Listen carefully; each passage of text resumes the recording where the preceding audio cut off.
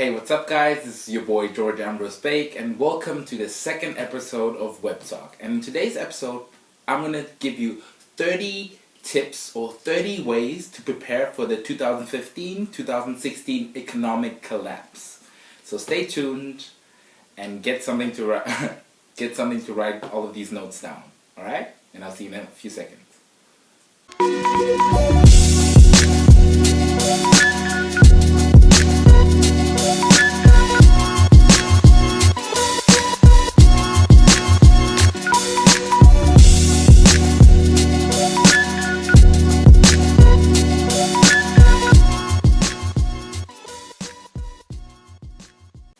So, 30 ways to prepare for the 2015-2016 economic collapse. The first tip I'm going to give you is basically do some research, assess the situation. A lot of people don't think that economic collapse is even imminent. A lot of people don't even think economic collapse is possible. So the first tip I'm going to give you is do some research. Find out what the hell is going on. How you're going to do your research, that's all up to you. But the first tip, do some research. Do not just take my advice. Do not just take anyone else's advice. Do some research and try to find it out yourself. Alright? The second tip I'm going to give you, tip number 2, is read stories about other economic collapses. Read stories about the 2008 financial crisis. Read stories all the way to the Great Depression. History always repeats itself. Human beings are creatures of habit. So the second tip I'm going to give you is, as I said, do some research about the Great Depression, about other economic collapses, about economic cycles. Jacob, good to see you there. Now, some brutal scenes we're seeing in Madrid. Bring us up to speed on what's happening there right now. Well, sure, in the last hour and a half or so, the situation here has really worsened somewhat. Now, we saw the front line of demonstrators clashing with police. There were some injuries involved there. After an ambulance had to fight its way through this mass crowd, we saw someone being taken away on a stretcher. We've also seen protesters pelting police with objects as well. And really, we got an impression of some of the panic felt by those demonstrators as police pushed them back. There are thousands of people here hemmed into a very small space, and when they're being pushed back, they've got nowhere to go. Now, this is all in aid of the so-called Occupy Congress movement, and we've spoken to organisers throughout the course of today, and they say the aim wasn't to actually occupy physically the Parliament itself, but what they do want to do is they want to send their message, make sure it's heard by those MPs inside Parliament. That is anti-austerity and anti-some of the cuts. Now, we're joined at the moment by Carlos Declas, he's a sociologist. Now, the situation behind us at the moment, again, it's looking pretty precarious. Is this worth it to try and get this message across? Well, I think actually that's the question of whether or not this is worth it is a question for the government and for the Troika of the European Union. What you're seeing out here right now is the Spanish and, by extension, the European citizenry reacting against austerity. Now, austerity right now is at a level where it's affecting people's daily lives. It's affecting whether or not people can get medical attention. It's affecting whether or not people can advance socially through education and social progress. What you're seeing is a country where an entire generation is being relegated to a class of immigrants, people that have been invested in with public money to be educated are now going to move out and generate wealth in other countries. That's not a project for a country. Meanwhile, child poverty in Spain has increased exponentially. Just stop you there. What can the government do right now to stop this sort of anger? I think the first thing that the government can do is call for a referendum on paying back the debt and on the constitutional amendment that they made.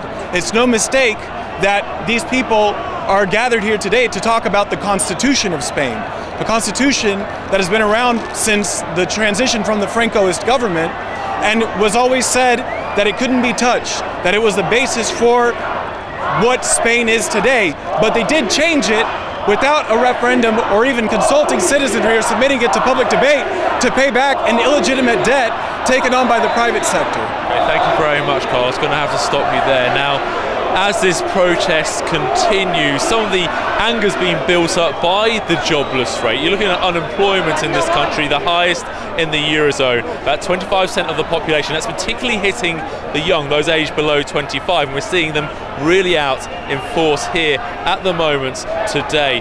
And we are hearing at the moment that potentially there will be an announcement on the budget for next year being announced later this week, and there may actually be a stop when it comes to any more cuts to healthcare, to education, those that have really riled a lot of public anger in the last couple of months. I thank the gentleman. I rise in opposition of this bill, but I would like to clarify something. We're not trying to scare kids. This president's foreign policy is what's scaring the kids of this country. And that people have said today, why are people believing this? Why are people believing this big internet hoax? Well, it's the same people that told us Saddam Hussein had something to do with 9/11. Same people that told us Saddam Hussein had weapons of mass destruction. Same people that told us we were going to be able to use the oil for reconstruction money. Same people that told us that we'd be greeted as liberators, not occupiers. Same people, same president that told us the Taliban is gone. Same president that told us that Poland is our ally 2 days before they pull out. Same president that tells us Iraq is going just great. Same president that tells us the economy is going just great. Same people that told us the tax cut was going to create millions of jobs. Same people that told us that the Medicare program only cost $400 billion when it really cost $540 billion. So please forgive us for not believing what you're saying. Please forgive the students of this country for not believing what you're saying. Not one thing about this war that has been told to the American people or that has been told to these college students has been true. Not one thing. Bremer says we need more troops. The Pentagon says we need more troops. And this president can't get them from the international community. There's only one option left. Let's be honest with the American people. I yield back the balance of my time. Tip number 3, inform yourself. All right? Inform yourself. Under that, I wrote that this video is going to affect everyone differently. It doesn't, from the continent you're living in, to the country, to the banking system you're using.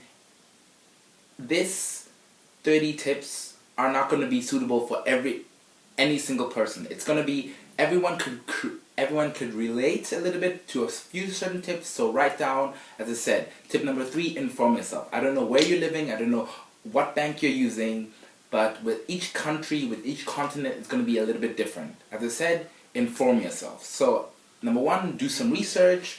Look at the number 2. Look at the previous economic collapses. Look at the correlations. Look at the cycles that are happening. Then try to find out what is the situation where you're from, or where you're actually living, or currently living, or planning on moving. All right. Number 4, read about survival. Survival is very important. Download some few PDFs or some few free ebooks online or on Amazon about survival, and as in surviving in the city and surviving in the wilderness, as in surviving in the rural areas or surviving in the urban areas. All right. Number 4 is read about survival. Number 5. This is when shit starts getting serious. List your emergency needs and your personal needs. So write down a list of, let's say, if you assess the situation, if you find out, okay, what country you're living in and how it's going to affect you, and if you read about survival, make a list of all of your emergency needs. Everything, you, your family, or you and your children, you and sometimes it's only going to be yourself, but make a list of all the emergency needs you're gonna need. All right. So number 6, make that list and check it twice. All right. Once you've made that list of your emergency needs, check it twice. Make sure you have everything you need. As I said, it's an emergency list. Tip: start saving up on cash. As I said, having an emergency fund will be very important or very useful, but start saving on cash. During an economic collapse, credit cards, debit cards will not be working. What does that mean? Start saving up on cash, as in each time you go grocery shopping, or don't just spend randomly. Start saving a little bit of cash every day, like maybe $1 or €1 a day, or maybe 10 a week. Just start saving up on cash. Keep some cash at home. What does that mean? Do not trust the banking system. The banking system is really bad. So keep some cash at home, and I don't know, hide it. Hide it under the sofa, hide it inside your mattress, hide it in your wardrobe. Just keep some cash at home. This is why I said the emergency fund is very, very, very important. So, number 9. Do not put all of your eggs in one basket. What does that mean?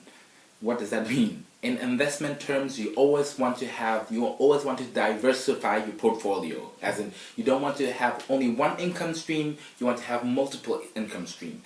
In this case, do not put all your eggs in one basket. Do not rely on, okay, let's say if you're saving up on cash, don't just save up on cash and like leave it at home. Have multiple sources where you have your cash, let's say at your family's house or at your own apartment, or like at work or something, or at a safe. As in, diversify where you have your cash saved up, because if shit hits the fan, you're going to need like as much as diverse. It has to be as diverse as possible, because the worst scenario is, let's say your home is under attack, or you even lose your home, and if all your cash is in your apartment or in your house, it's gone. So have multiple areas where you have your emergency needs, as in, as I said, your list, depending on you, everything you need. Don't just stockpile it in your apartment or in your house. Put a few things around different areas. So diversify your emergency list, okay? Not all in one area, diversify it. Number 10, do not trust the banking system. As I said, do not trust the banking system. Once the economy collapses, you cannot trust the banking system, as in the same thing that's going to happen in Greece. You're going to be queuing literally 5 to 6 hours just to get 50 euros. Sometimes it depends what government or what country you're living in. With some countries, they'll say, okay, you are allowed, each human being, each citizen is allowed to only take or withdraw 200 euros. 200 euros for your food, for your gas, for your rent, for your housing, which is nothing. As I said, do not trust the banking system. That means if you can, get your money outside of America and outside of the Eurozone.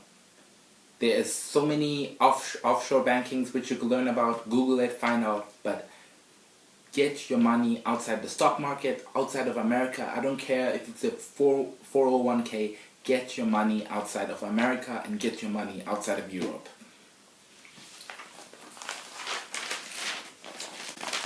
Number 11. This is very important for mostly students. Get out of debt. Debt is going to be really, really bad. So if you have your house mortgage which you have to pay, try to pay it off as soon as possible.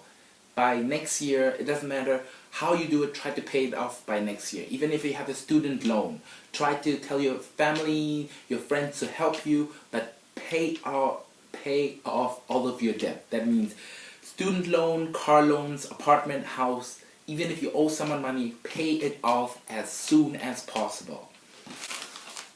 Number 12, consider precious metals. So if you get your money, let's say, out of the US, out of the Eurozone, out of Europe, where do you want to invest your money? Where do you want to put your money?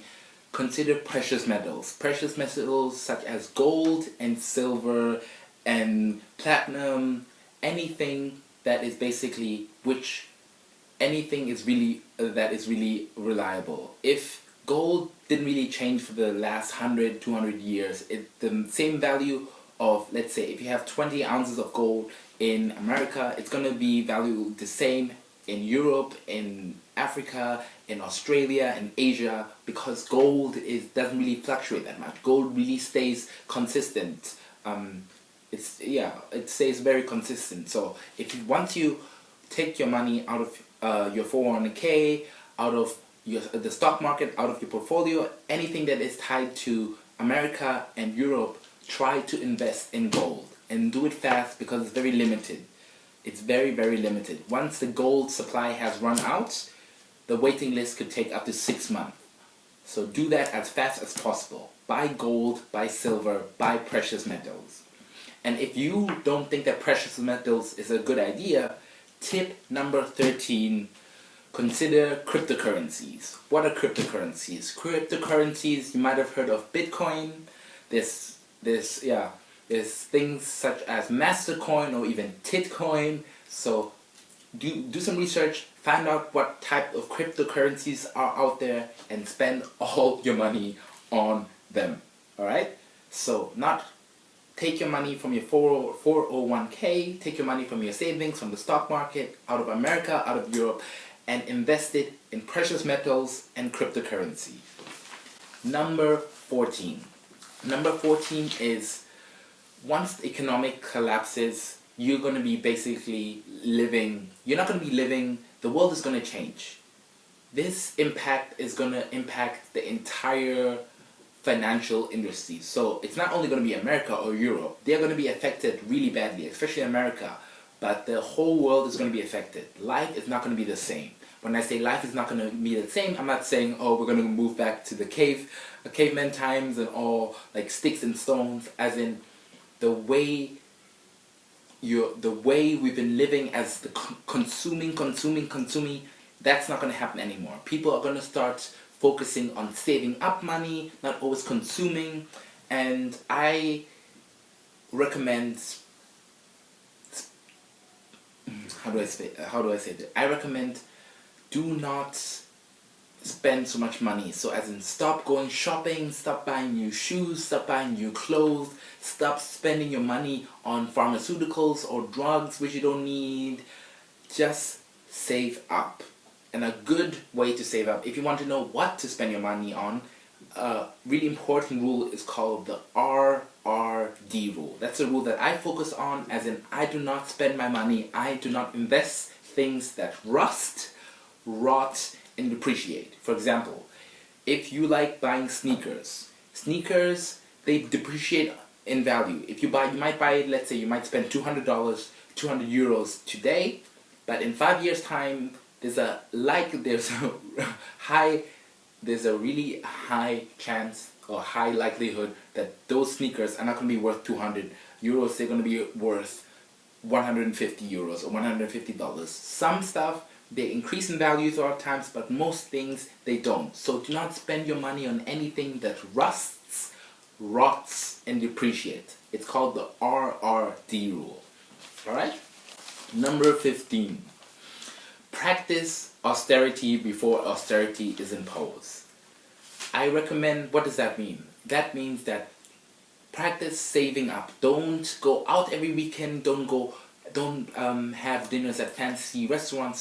Start saving up now, because once the economy collapses, you won't be able to afford it. And with some people which are used to it, it's going to be a shock. So if you practice doing this now, practice saving up, practice not spending that much money, practice not spending money on stupid, useless shit, then once the economy crashes, you have adjusted yourself towards that type of living. Compared to if you're just spending randomly, doing this, going out every weekend, once the economy collapses, you're going to be basically struggling because you're not used to eating kidney beans the entire time, or only having rice or eating pasta for an entire week. As I said, practice austerity before austerity is imposed, and that is rule number 15.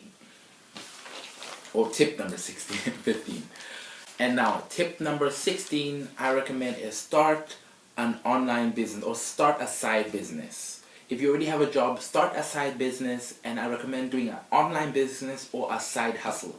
Do not rely on one source of income. If you have your main job, which is basically covering all your expenses, start tutoring on the side, or create an online business, create a website, publish ebooks. Just try to make money on the side so that you have a little bit more money coming in, because in case your main source, in case you lose your job, in case your main source is not there anymore, you have a side source which you rely on. And if you still have your job, that side source, the money that comes in, save up, and that goes towards your emergency fund. So this is really important. Start a side business or start a side hustle. Online business recommended. Number 17. Start storing non-perishable or storageable food. What does that mean? For example, start saving up on canned food, rice, wheat, anything that lasts long term, because once the economy collapses, you won't be able to buy what you're always used to buying. So, as I said, start saving up on canned goods. Each time you go to the supermarket, buy some canned kidney beans, some tuna, anything that lasts long term, and start stockpiling and saving up at home. Because once the supermarket closes, because if there's no money going into the supermarket making it operate, no one will have food. If the food trucks don't stop coming, you won't have food. But if you started saving up now, you will have enough food to survive. The main goal is to survive. You don't have to live luxuriously. You don't have to live like a fucking baller or a 5-star. Start saving up now, because when times get tough, only the people that are prepared are the people that are going to survive. Everyone else is basically going to be dead. Now this is where your buckets start coming in handy. All that food, with the exception of those few ramen noodles, went into 2 of these buckets. These here are the ones you get from the bakery. So they're smaller than your 5-gallon bucket, but if you pick up the 5-gallon buckets, this will fit in there 2 buckets, and you'll probably still have some room left over. Alright, now if you put that $10 a week back, this is what it'll look like in a few months. There's enough food here for me and my family for a little while. You just need to rotate it out. I have more water, but I didn't want to bring it upstairs. You can never have enough water. That's going to be one of your more important preps, is your water. As for the reasons to stockpile food like this, you could have, the economic crash, EMP, supervolcano, virus outbreak, World War III, whatever's got you paranoid, whatever you're watching in the news, it gets some people freaked out about needing to have this stuff. Or for the more likely reasons that I see, such as weather, whether you're in a hurricane area, tornado alley, or around here sometimes we get some snowstorms that get us snowed in. You don't have to go out in the weather. You don't have to worry about FEMA or somebody having to give you food. You'll have this. If you lose the electric, say you're out of electric for a week or 2, this is going to come in handy, because the stuff in your fridge is going to be gone. You're going to need the water. You're going to need something canned that you can either heat up in the can, out on the grill, or make a fire and cook over. Just a little bit of insurance to have. Or if you have a personal shit hits the fan, such as you lose your job, this might be enough to keep your family going through. I mean, you won't be eating fantastic, but you'll still be eating. And it might get you through to the next job. Or you can take some of this stuff as lunches to your job to save you money. So those are all the reasons that I stockpile food like this. Number 18. For those of you who can create or start farming your own food, as in, if you live in the farmland, as I said, not all the 30 tips are going to be only for you. Some people live in the city, some people living in the rural area, the farm area. So start growing your own food. You cannot rely on the grocery stores. Stock up on food if you can. Each time you go grocery shopping, buy a little bit more, and always keep it aside. But buy food that lasts very, very long. Some like rice or wheat. Buy those kinds of food, or try to farm your own food. As I said, do not rely on grocery stores, or do not rely on the supermarket. Get as much as you can now, because once everything is sold out and once everything is not there anymore and the delivery trucks are not coming, you're going to be fucked. So start farming if you can. If you're living in the land area, or if you have a farm, increase the amount of food you're producing.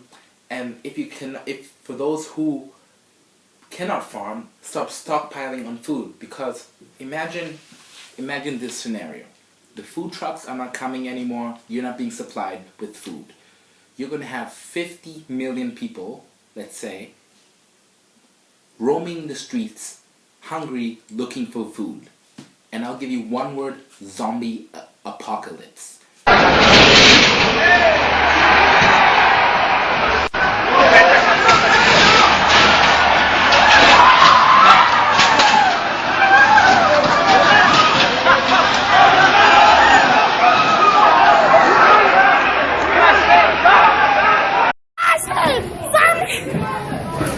We got 7-Eleven!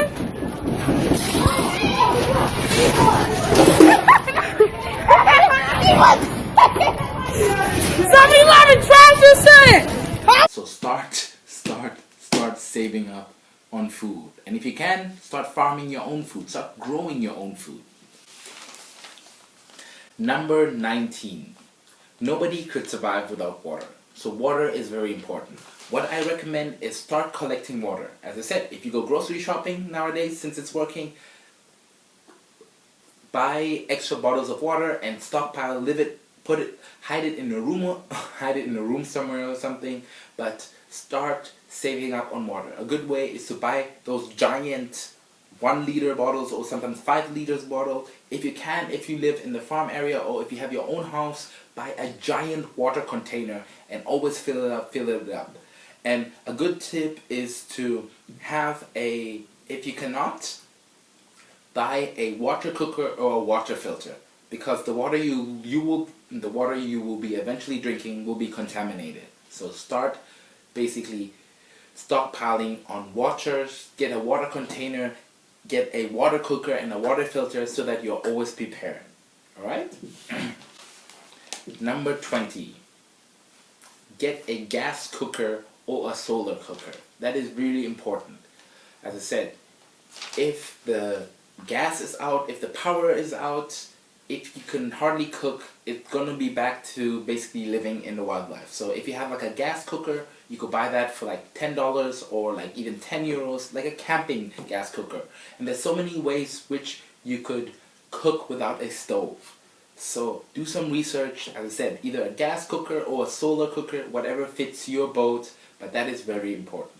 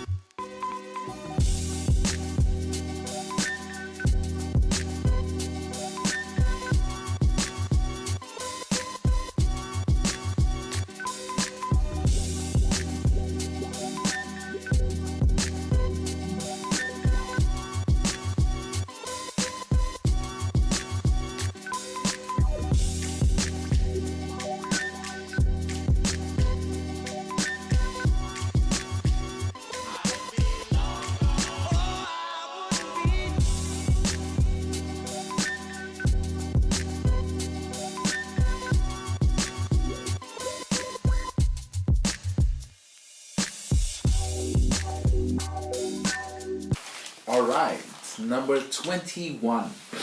Stockpile on medicine and medical supplies. As I said, during an economic collapse, medicine becomes really scarce.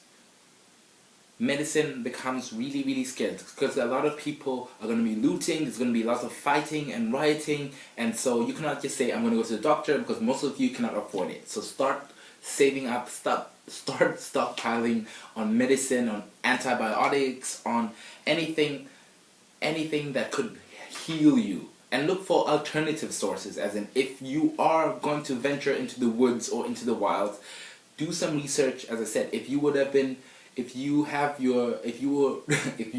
assessing the situation, and if you would have realized, okay, I live in the wildlife, these are the plants available and they are good for this and this type of healing. So look at different plants around your area or in the country you're living which are good for alternative medicine sources, as in some plants are good for healing, some plants could help you with whatever problems you have. So as I said, do some research. That's why it's the number one. It's the most important, as in you have to assess the situation, know where you are, how you're living, what's your environment.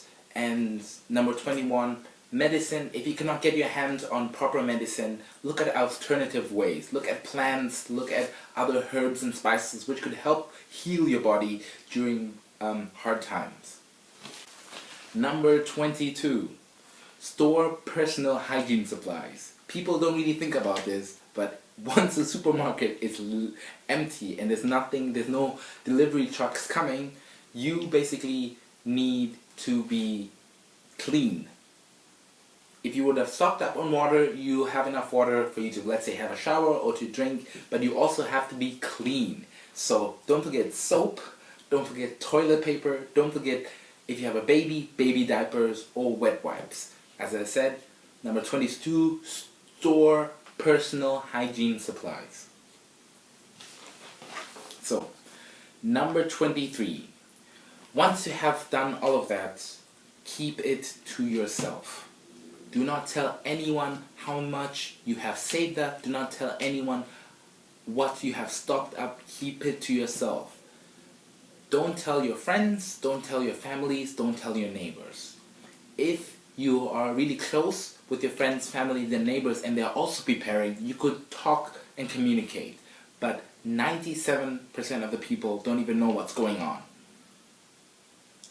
And if they find out that you've been saving up, that you have so much food that it could last you 1 year, you're going to be robbed. So keep all of this to yourself.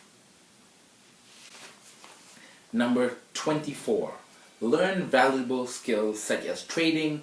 During a financial crisis, if you cannot withdraw any money from your bank account, if you don't have any money left, if you lose your job, learn valuable skills. If you could cook, try to provide that skill to other people. Cook for them. Hunt. If you're good at hunting, try to hunt, try to kill animals which you could sell, which you could barter off. Learn how to basically sell, learn how to exchange. If you're good at fishing, do that. Try to fish and learn how to barter. Let's say, okay, you catch 4 fish, or you hunt a wild boar, or you hunt some ducks or something. Exchange it for, let's say, medical supplies. Exchange it with other people who have other stuff they have to offer. But you cannot do that if you don't have any skills. You cannot offer something if you don't have anything to offer on the first place. As I said, learn some skills such as medical skills. If you're a doctor, that could be very reliable during an economic collapse. As I said, skills such as sewing, cooking, auto repair. If you're good at repairing cars, that could be a really valuable skill. Hunting, fishing, and even farming. As I said, once the economy collapses, trading, we're gonna go back basically to the old ages. We won't be like cavemen, but it's gonna be trading. Like, I'll trade you 5 liters of water for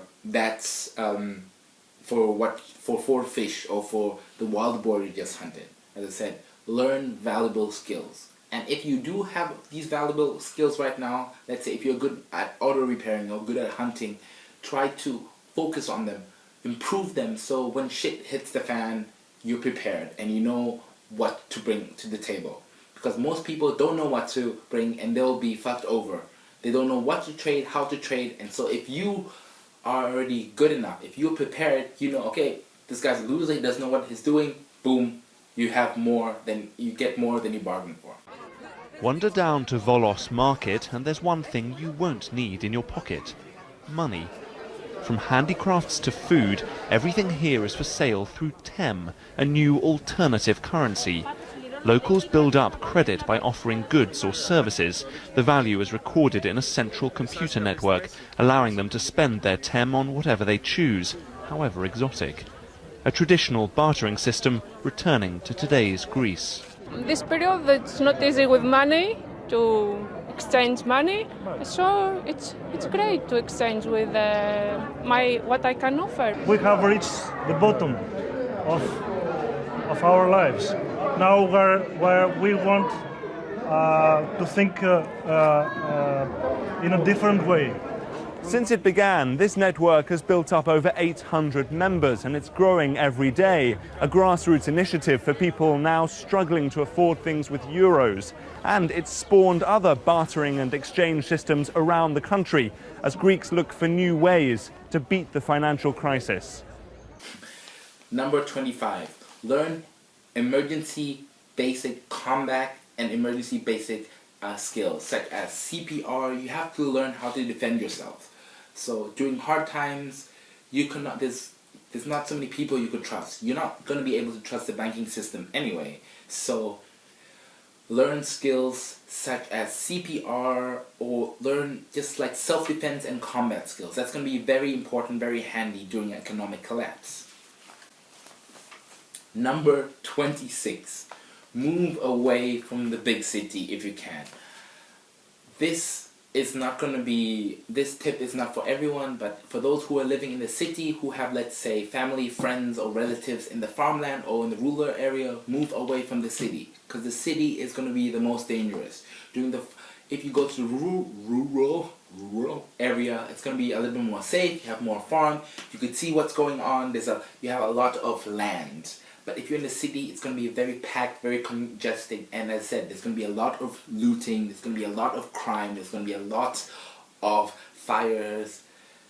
It's just going to be like fucking Armageddon. Like, it's going to be a zombie apocalypse. So be prepared. If you can, move to the city.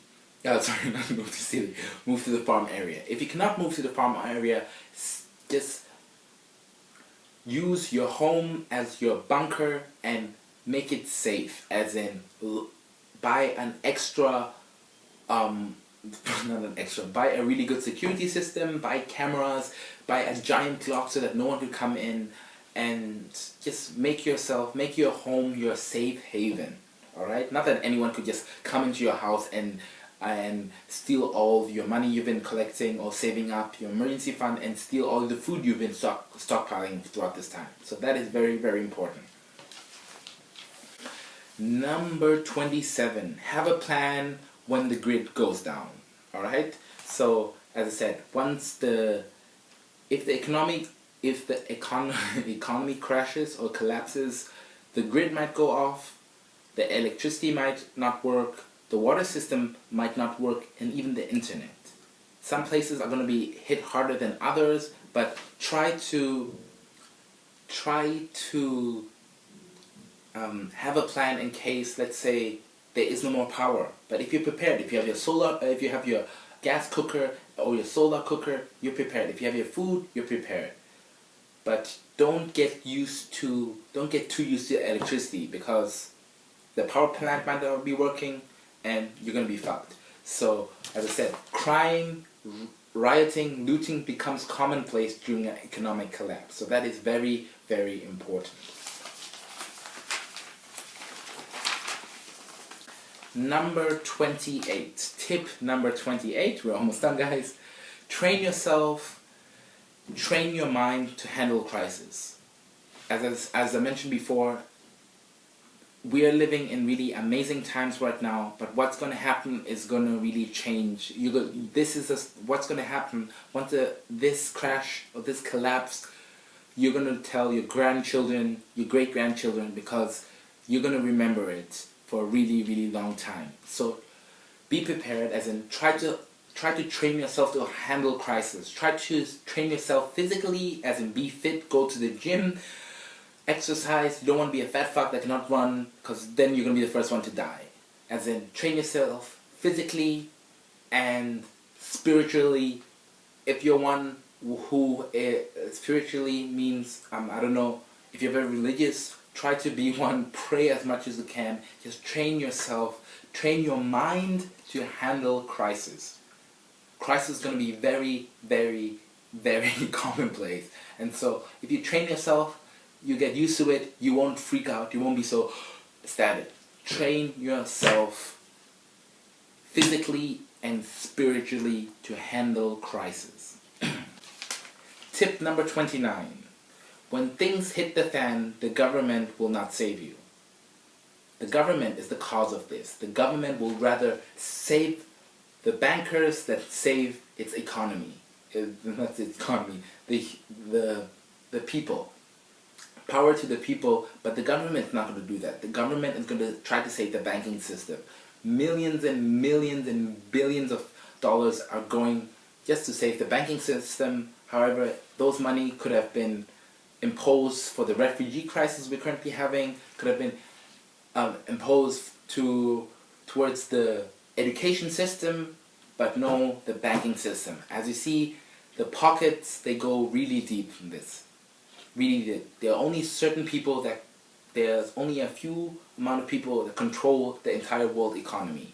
As I said, when things hit the fan, when shit gets serious, do not rely one single bit on the government. If you prepare yourself, if you have stockpiles on, let's say, your food, medical supplies, water, if you can survive without the government, you're not going to need the government. And you're going to realize that the government has been useless this entire time. Not everything the government has done, but most of the things the government has done. As I said, these pockets go deep. The more money the more money they spend, basically, the less it goes to the people, but it only goes to the few people. It only goes to the few who basically control everything. As I said, when number 29, when things hit the fan, do not rely on the government. Is the stock market crash going to be any easier on you? That you got the rebel flag to blame? Wondered if Jenner wearing a dress will save us. Wonder if banning brown paper bags will. I wondered if gag orders and arresting people in Oregon that criticize same-sex marriage, I wonder if that'll make us free. See, we've had our real rights replaced with faux rights to infight with each other all day, while the globalists prepare to orchestrate a worldwide stock market collapse. This may not be it, but they'll use this to get more regulatory powers, more consolidation, more bailouts ahead of the big one that is coming, part of the Trilateral Commission's plan since the year I was born. They launched the Trilateral Commission in 1974, the year before they publicly announced it, when Jimmy Carter began to prepare to run for president. 41 years ago. And they said once they create the 3 global superstructures, they will then use those to suck dry and implode the nation states that were under it. They will then collapse that and out of it bring in a world government as the solution. And right on cue, world leaders call for planetary government to fix the problem, and $100 trillion in global taxes every decade to be paid to the UN, the IMF, the World Bank, and the International Bank of Settlements. And those 3 mega banks are all basically consortiums for the same 6 banks that you will pay taxes directly to, and they will take money out of your bank account whenever they want, no judge, no jury, no nothing. And they will devalue your currency when they want, and they will ban cash, and they will micromanage every facet of your life, and they will raise insurance until you can't afford to drive a car, and you, if you're lucky enough to even have the money to have a car, it'll be robot-driven. Already, all the new cars stop when they think there's danger or call the police on you. They've already all have AI hooked in technology in them, artificially intelligent, not conscious, but artificially intelligent and autonomous to run your life. It's already been rolled out. We're in the final phases. Then they're just going to flip on the switch, and we're not going to be in happy land anymore.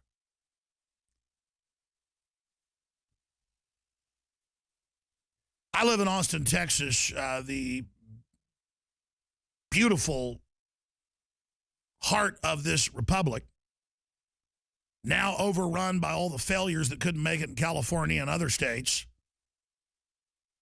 here lecturing us on their ways of regulations and raiding people's funds and destroying society. And they're running around celebrating in the streets downtown. Donald Trump, Donald Trump. People walk up, how do you like it? Donald Trump's been discredited. As if that even matters. It's all just the faux story, the rebel flag, the Donald Trump, the Caitlyn Jenner. Will he have his member removed? I mean, this is like a PCP hallucination. What do you think? Your boy, Trump's in trouble. And I go, Donald Trump's never been my boy. I think he's a ringer. Oh, yeah, sure. You're losing right now. You're losing, you're losing, you're losing. I'm like, no, actually what he's saying is the truth. I mean, Mexico's collapsed in a total crime wave. I mean, are you denying the illegal alien crime wave? You people never get it. Your time's over. Your time's over. And you'll be looking at some liberal with non-matching socks that they wear like they're God. I don't care if you're wearing non-matching socks. I don't care if you got a handlebar mustache. I don't care. But the fact that you have it, you think you've now like attained godhood, that you're so ignorant, you don't know what July 4th is, but you're running around celebrating, we're the Democrats, we're winning, Donald Trump's in trouble, while the global stock market's melting down, while they put cancer viruses in the vaccines and prepare forced inoculations and feed us GMOs that sterilize every mammal species that's fed them within 3 generations. We're now into the 2nd generation of eating this stuff. Our fertility's almost gone. Sperm counts are down 90+%. The IQs have dropped 14 points. Cancer's up 3,000+% on average. Diabetes almost 3,000%, type 2. We're under hardcore attack, and you're too busy sucking your thumb, having faux imaginary victories, watching Mr. Maddow. What is it you don't get about this, jackass, that I've transcended all your fake left-right garbage? We're under globalist total attack, and you can't even figure it out because you're too busy watching television and obsessing over the rebel flag all day. Number 30. I don't know where you're living, and I don't know what's the situation, but with certain parts of the world, you're allowed to carry guns and weapons, or at least you're allowed to have them in your home. But that's not everywhere. So if you can, stock up on guns and stock up on a lot of ammunition. This is not the case in Berlin, where I currently am, or in Germany. You need to have a license to have a rifle, but stock up, let's say, on if you're living in the States, or if you're in America, if you're living in, I think in Canada too, you're allowed to have weapons. Stock up on guns and ammunition. In some parts of Europe, I think France, you're also allowed to have weapons. Stock up on guns and ammunition. It's going to be very important, because if people start trying to rob you, you're protected. You can protect your family and you can protect your home. So stock up on guns and ammo. Ammo is more important, because ammo, you could, if you have a lot of it, you could exchange it with people who don't. So you could say, okay, I have this much ammunition, give me 2 to 5 weeks of food supply, and I'll give you this much protection, this much ammunition. Or you could, as I said, learn valuable skills, because you can exchange. That's very important. That's about it, but I added one more tip, because you should always undersell and over-deliver. Tip number 31, it depends where you're basically living. Try to create a false identity, because with certain government, they're going to put you in a blacklist if they see that you're preparing. If they know that you're taking all your money from the bank account, if they basically know that you're preparing, you're stockpiling on food, you know, you informed yourself, you know that shit's going down, they are going to come to you. They're going to put you on a blacklist, which means you probably cannot leave the country, you probably cannot fly. And it happened to a friend of mine that his family was preparing extremely well. They even left the country, they took all the money, they started a new life already a year ago because they knew that this collapse is going to eventually happen. And guess what? They were hacked. They were hacked as in, I personally think it's the government. They found out, and so they took like a lot of money from their bank account. Like hundreds of thousands of dollars were basically wiped out from their bank account, and try to avoid that. As I said, if you could create a false identity, if you could have another passport, try to leave America, try to leave Europe. If you cannot, stay strong, stay safe. But if I were you, go to places such as South America, Mexico, which are not going to be as affected as badly. As I said, this is going to be a global economic collapse, but America is going to be basically like a zombie apocalypse. There's going to be more than millions. I personally believe right now, it's the 23rd of September today, I personally believe in 5 years' time, once the economy collapses and everything will start moving forward again, and everything, we're still going to be in a recession, depression, but things are going to be looking nicer. I personally predict that there's going to be more than 10 million deaths just because of this economic collapse. I think there's going to be 10 to 30 million deaths just because of this crash. So this is a video, as I said, I'm going to look at this video again in 5 years' time and to see if I was wrong. I hope I'm wrong, but I'm probably going to be right. I think it's going to be more than 10 million. The death toll is going to reach up to 50 million people, only in America. The worldwide death toll is going to be a lot. As I said, times are changing. We're going to be emerging. We're going to be now going to a global one world government with a one world currency. A lot of people are going to be against it, but as I said, only a few people, a few handful of people control the world economy. What do you mean the system is going to shut down for a while? What does that even look like? And the way I explain it to them, and I'd like Jim to take this in greater detail and correct me if he thinks I'm wrong, what I mean by that is an event unlike anything, at least this generation, and I believe anything like the world has ever seen before. A catastrophic failure and reset in a way that we don't know what we're doing for a while. We all kind of have to figure it out on our own, and most likely it, at least for a while, ends in martial law and ends in some pretty frightening times. The Great Depression would look like a picnic. The things that we are talking about are not worthy of our time, and quite honestly, I believe that God doesn't have any choice but to remove his protection from us because we're not worth protecting. Now, that is not a punishment. That is allowing us to feel the full ramification of our decisions. Now, I'm wrong on timing. It's the worst thing. The first thing I do that is the worst is to talk to you about political things because I can't guess politics to save my life. The second thing that I usually get wrong is timing. But I believe we are, maybe not in the week, but I believe we are in the season, this fall, going into winter, that I believe we are headed for a significant crash. Could be wrong. The other thing I believe we're headed for is a modern-day 1968. I believe 2016 will be 1968, and by that I mean the riots in the streets, the political chaos, and the assassinations. And I beg you to have your ducks in a row. The hour is later than we believe it is, and morning is here. A lot of people will tell you that I'm selling fear. I'm not. I'm selling love. This has been WebTalk episode 2, or WebTalk 02. I'm George. Stay prepared and stay strong, and I'll see you in the next episode where we discuss how what type of food you should prepare and what quantity you could stockpile on. And I'll see you next time.